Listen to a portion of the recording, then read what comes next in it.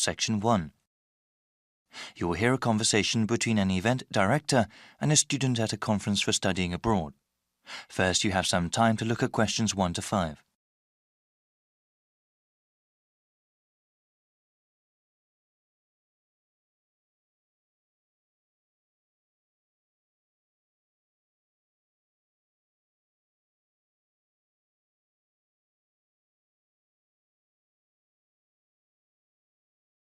You'll see that there is an example, which has been done for you. On this occasion only, the conversation relating to this will be played first. Hi there, how are you? I am glad that you came to the convention today. We have a lot of schools here today talking about study abroad programs. You can talk to them and find out which program works best for you. We also have a presentation called How to Prepare for University Studies. The event is called How to Prepare for University Studies, so that has been written in the space. Now we shall begin. You should answer the questions as you listen because you will not hear the recording a second time. Listen carefully and answer questions 1 to 5. Hi there, how are you? I'm glad that you came to the convention today. We have a lot of schools here today talking about study abroad programs. You can talk to them and find out which program works best for you. We also have a presentation called How to Prepare for University Studies. I recommend that you attend. The presentation starts at 9 a.m. and it will help you understand what you need to do before you go to university. It will take place in the Blue Room. Oh, the Blue Room? Where is that? Let me explain the schedule first. Then I'll tell you about where the events are. Okay, thanks. Yes, so the conference organizer will talk about 30 minutes telling you how to prepare for university-level courses. They can be very tough for new students. He will also talk about the special needs of international students. They have a different set of issues to deal with than students from the home country. So you said that was in the Blue Room? Yes, that's right. And after that, you can go into the conference room at 10 o'clock. What is happening there? That's where the booths are. Booths? What kind of booths? One for each school, grouped into sections. People from each individual school will be able to give you information about different kinds of programs abroad. Before you hear the rest of the conversation, you have some time to look at questions 6 to 10.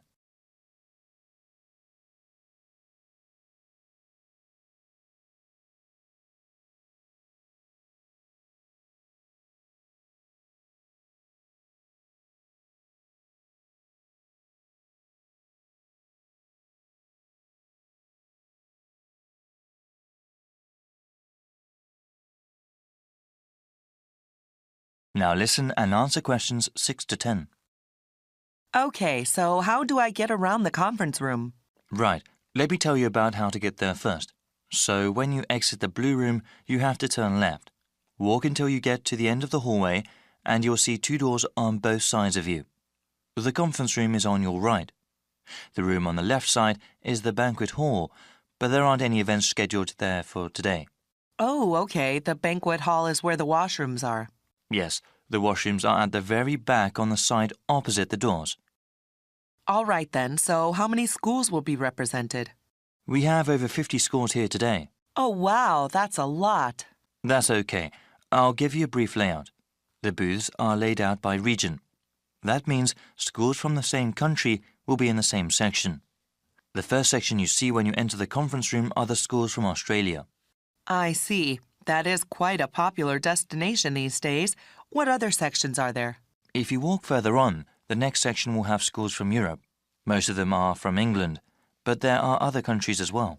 Oh, yes. Are there any places where I can get refreshments? Of course. Talking can work up an appetite. Refreshments are available all the way in the back of the conference room, past the Australian and European sections. Thanks for all the help. No problem. That is the end of section 1. You now have half a minute to check your answers.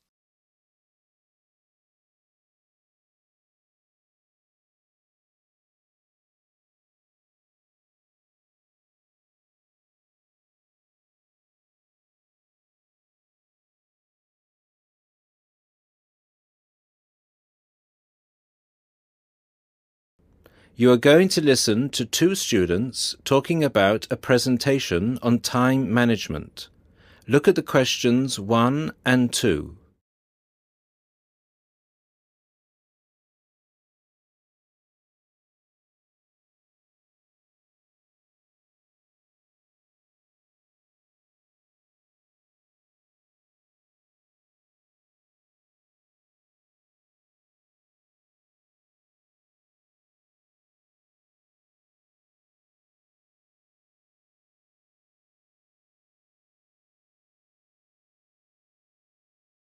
Now listen to the first part of the conversation and answer questions 1 and 2. Hi, Mark. What are you doing? Hi, Lucy. Well, I'm preparing this seminar on time management. I'm supposed to do a presentation on the topic next week. Ironic, isn't it? I'm probably the worst student when it comes to time management. I don't think you're that bad compared to some other people I know. Do you need some help with it? Yeah, I just don't know where to start, to be honest. When are you doing the presentation? I'm supposed to hand in the draft on Wednesday at 11 a.m. The presentation is scheduled for 10 a.m. this Friday. Now look at the questions 3 to 10.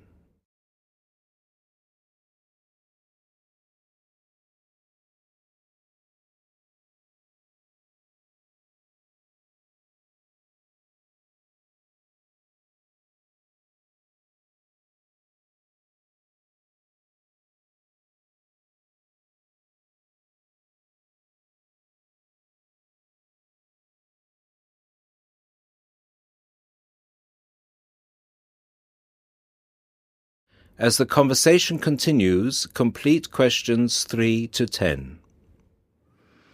That's not too bad. This gives you the whole weekend to prepare.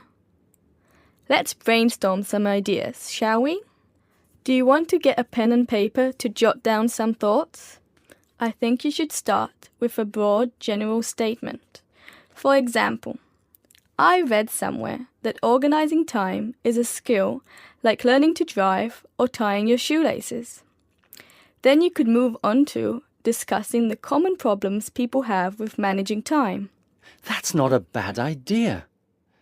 One of the common problems is putting things off. Yeah, you could also mention some common signs of this symptom, such as last-minute holiday shopping, putting off visits to the doctors or the dentist. Another problem is relying too much on your memory and not writing things down. Do you mean not keeping a diary or a planner to plan the tasks? That's right. For example, writing down what I need to do in a diary or planner helps me remember what I need to do and makes me more focused on the tasks for the day. Good idea. That reminds me of something I've been meaning to do for a while now. Anyway, I should also include some advice on how to deal with the problem, shouldn't I? Sure, you can talk about some ways of stopping procrastination. I guess making a to-do list can help one focus on what needs to be done. Definitely. Another way to deal with the problem is to prioritize and do the hardest job first, the one which requires the most effort and concentration. Also, my tutor recommended that I should break big projects into small parts with a specific goal. Having an action plan has worked for me. I usually make a list of small tasks I need to do to achieve a goal.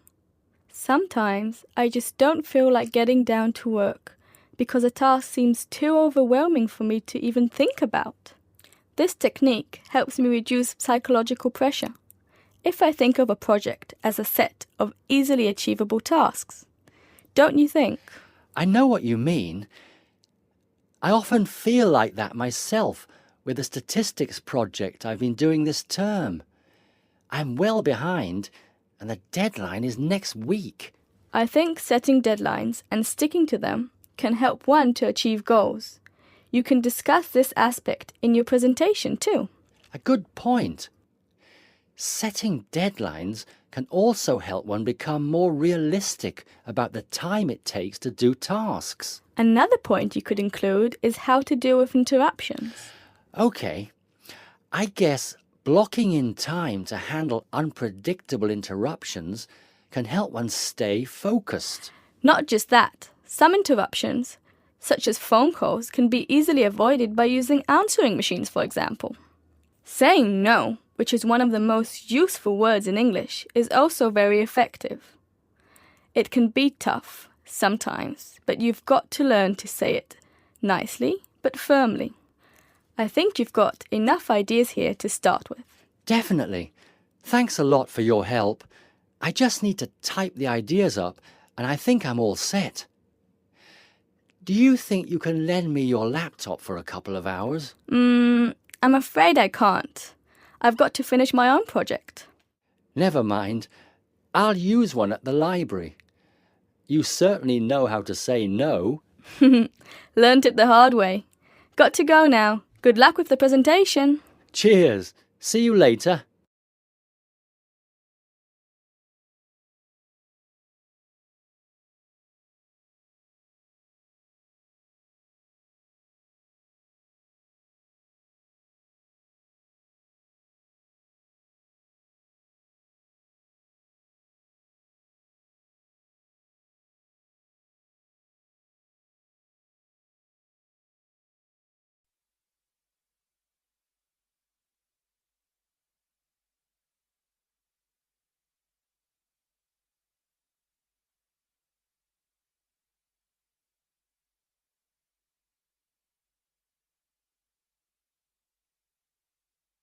Now turn to Section 3.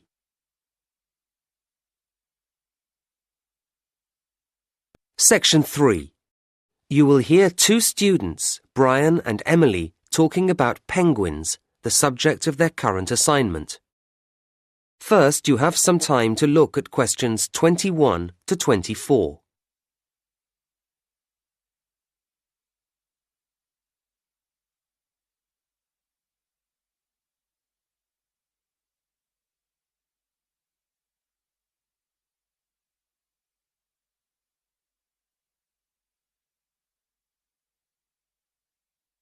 Now listen to the first part of the conversation and answer questions 21 to 24. So, Brian, how have you been doing with your reading on penguins? Not too bad, Emily. And you? Yeah, okay. I hadn't realised there were so many differences between the various types of penguin. No, nor had I. Anyway, I started with the Gen 2. And me with the rockhopper. And it turns out they're rather cautious. Not scared of swimming, I trust. Oh no, but they don't like going about at night. Scared of the dark, I suppose. And if they're climbing over some rocky landscape, they'll only jump if they have to. And even then they'll look carefully down and spend time deciding whether to or not. Is that common? I don't think so.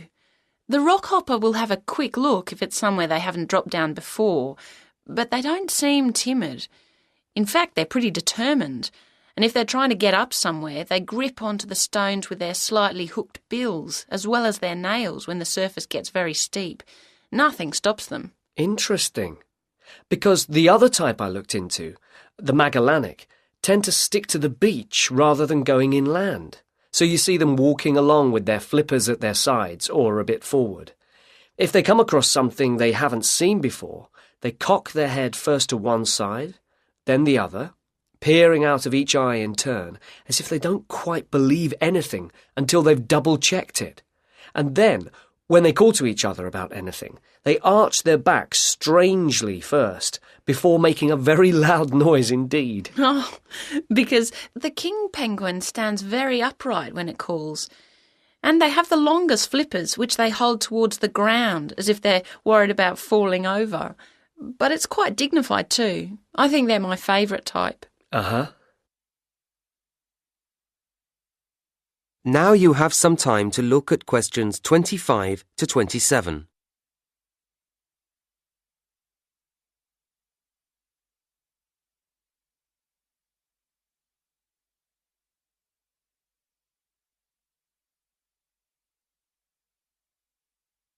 Now listen to the next part of the conversation and answer questions 25 to 27. Anyway, there are some things that they all do the same, aren't there? Oh, yes. Eating fish, for example. Well, of course. But sleeping, say? Yes. Occasionally you might see one stretched out flat in the sun for a snooze. But normally you see them standing at night, even though they're sound asleep. It seems odd, doesn't it? And then they're all liable to get aggressive if they feel invaded, aren't they? Yeah, not quite so sweet then. And with the rockhopper... The one with the distinctive black and yellow feathers on its head. That's the one. If it gets annoyed about something, Then the black feathers on the head point upwards and the yellow feathers stick out. It all makes it look bigger or tougher. I wonder how often they get annoyed. Well, I don't know about annoyed, but they've plenty to get frightened of. They've got predators in the water and on land, well, in the sky anyway. Oh yes, the great skua bird. It's after the eggs. So the penguins have to keep a careful watch for the skua all the time, especially when they're nesting. They can spot the white patches in its wings, can't they, as one flies over? Yes, and then they sit very closely on the eggs to protect them. Not an easy life, really. No. Now you have some time to look at questions 28 to 30.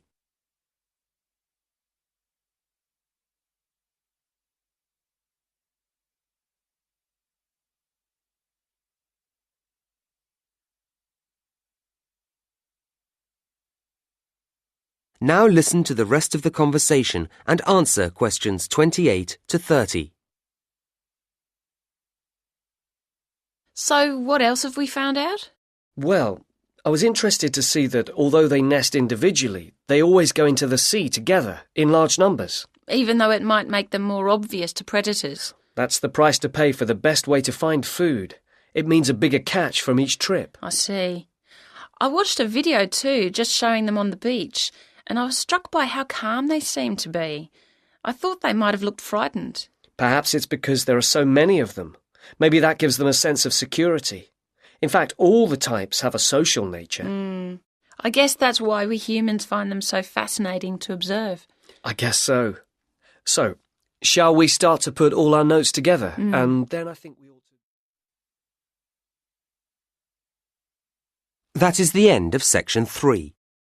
You now have half a minute to check your answers.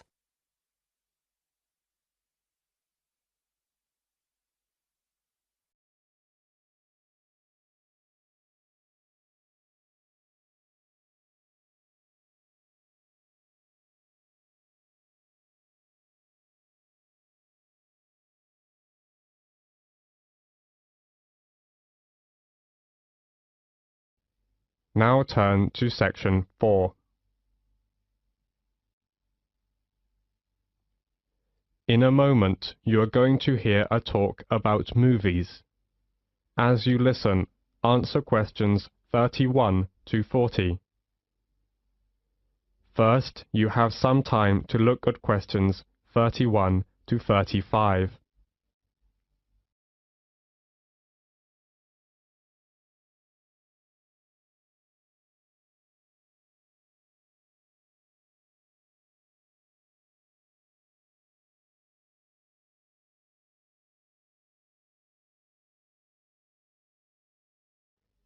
Now, listen carefully to the talk and answer questions 31 to 35. Section 4. The London Eye. Today I want to focus on some of the major sites that attract tourists to cities, and I am going to begin with the London Eye. The London Eye is London's newest major tourist attraction.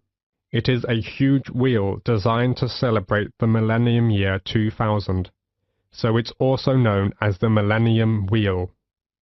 It stands at Millennium Pier on the south bank of River Thames, close to the south end of Westminster Bridge, and within an easy walk of the Houses of Parliament and Big Ben. Though it looks like a huge Ferris wheel, the London Eye is no fairground thrill ride, but a slow and stately way to experience London in a unique way. The London Eye is the UK's most popular paid-for visitor attraction, visited by over 3.5 million people a year. The Eye was built between 1998 and 2000. It seems remarkable that a site that has so quickly become a symbol of modern London has been around for such a short time.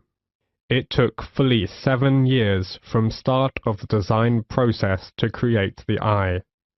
It was intended to stand for only a few years. but it proved to be such a popular attraction that the decision was made to make the wheel a permanent feature of the London landscape. The Eye was sponsored by British Airways, and for several years after opening, it was referred to as the British Airways Millennium Wheel. Today, the London Eye is under the ownership of the London Eye Company, a subsidiary of Merlin Entertainments Group Company. Constructing the Merlin Entertainments London Eye was a massive challenge. It's the tallest cantilevered observation wheel in the world, rising high above the London skyline at 135 metres. It was a piece of daring innovation and revolutionary design which combines the best of British design, architecture, and engineering with an exceptional team of experts. Before the talk goes on, you have several seconds to look at questions 36 to 40.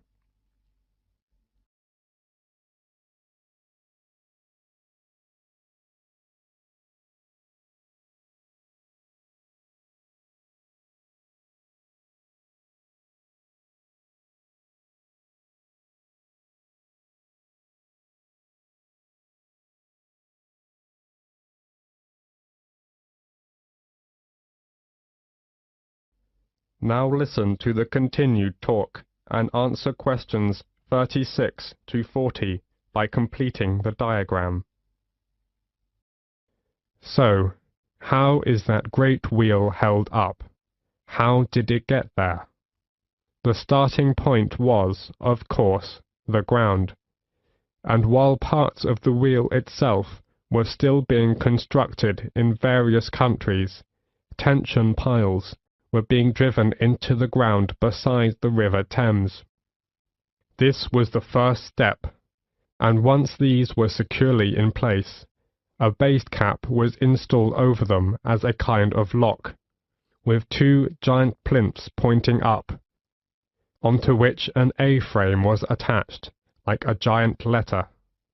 The wheel was supported on huge A-frame legs, made up of 2,200 tons of concrete on 44 concrete piles set 33 meters deep in the earth.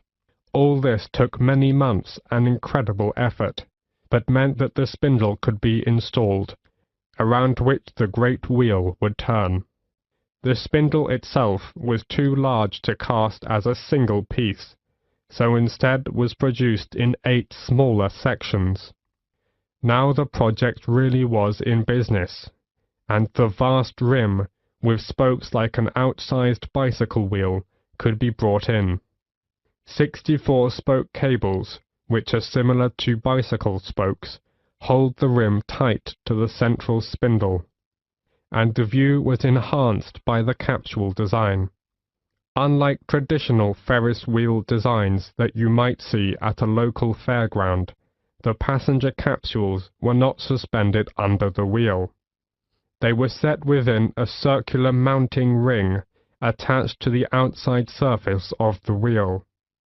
What this means in practice is that travellers within the capsule have a full 360-degree panoramic view, unhindered by spokes or wheel struts.